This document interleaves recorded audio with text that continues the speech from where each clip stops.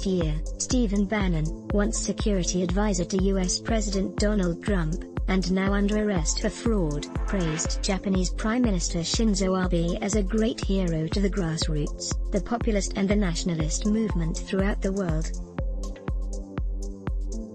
The speech was delivered in Tokyo to a group of Liberal Democratic Party members, so it may have been a bit effusive, but Bannon certainly understood the thrust of Abe's political philosophy. Abe started his political career in the years of the lost decade when the economic bubble had burst and the years of high growth and prosperity seemed a distant dream.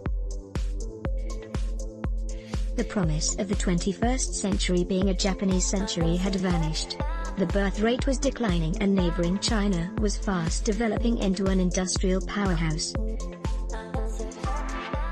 Japan seemed incapable of meeting the economic and social challenges it was confronting. Abe's economic policy and his nationalist position struck a chord with the electorate and has kept him in power as Prime Minister since 2012.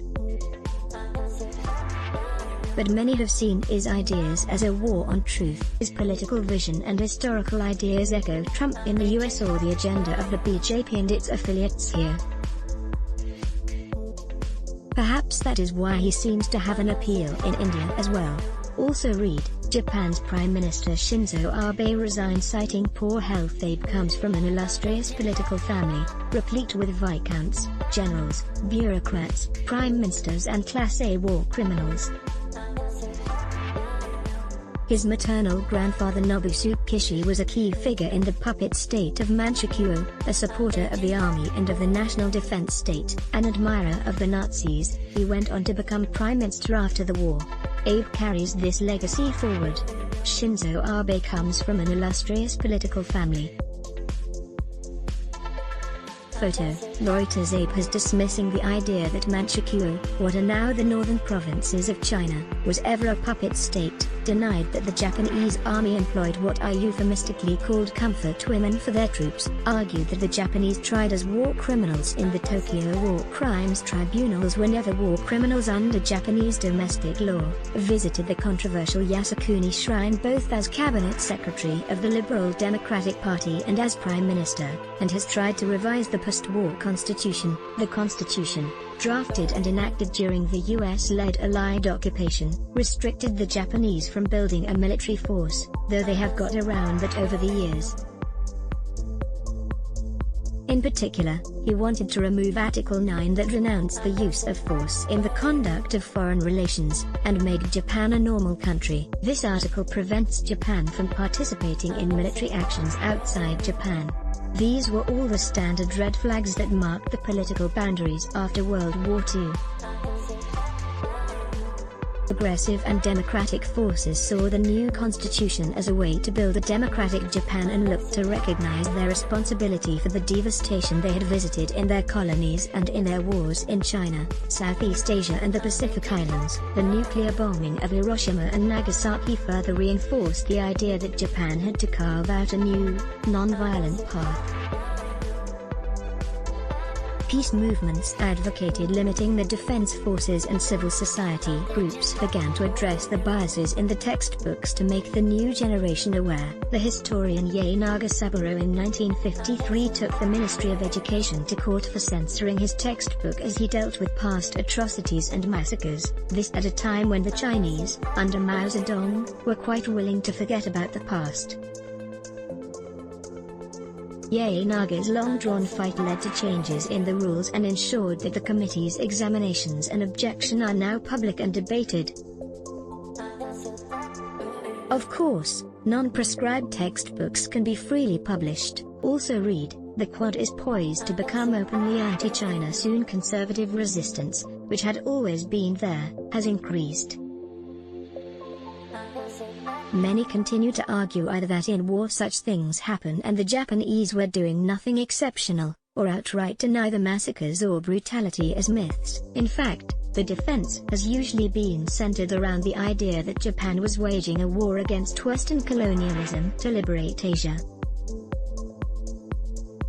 Today, this historical whitewashing is recombined with a patriarchal idea of family, and closing Japan to foreign immigration. This is a battle that continues. That is why apologies, compensation for past wrongs, and constitutional revision, or immigration, continue to be important markers of political positions. Abe has been a strong backer of the Japanese Society for Textbook Revision, which denies sexual slavery, but he was forced to acknowledge its existence when the government report produced by the cabinet secretary of the LDP Yohei Kono officially acknowledged that there was sexual slavery, but he pressed on. He instituted the Restoration of Sovereignty Day in 2015 to mark the end of the U.S. occupation, and has supported very tight immigration laws. As in many other parts of the world, political conservatism and economic neoliberal policies have gained strength since the 90s, and Abe has represented that and been an important shaper of these policies. He has been popular, but not always effective. He failed to push through the revision of the Constitution, which he thought would be the mark of his legacy. Some see him as pragmatic given how he has tried to work with China in the disputes over the Senkaku, or Diadai, as the Chinese call them, islands in 2012. He acknowledged that there was a dispute. But his track record during the COVID-19 pandemic has been poor. In comparison to neighboring South Korea, Abe was slow off the mark and hesitant.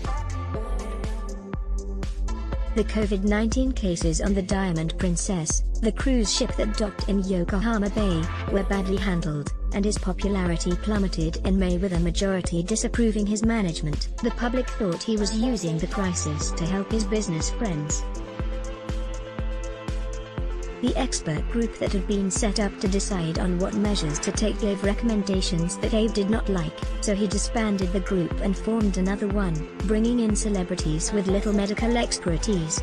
Also read, postponing the Olympics may not be as bad an idea as we think. Abe has been focused on allowing business to continue as the economy is doing badly and the public thinks he is ignoring the health risks. Reports also suggest that he was pushing officials to approve Ativan, a domestic drug for treating COVID-19, though the initial results of tests were disappointing.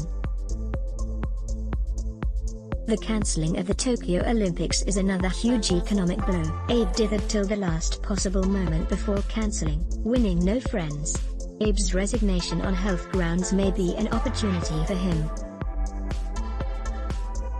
The elections for the president of the LDP are due to be held September 2021, and elections for the lower house are due in December 2021. Abe will continue as prime minister till the new one is appointed, which means he continues to have power and can influence the political maneuvering for leadership.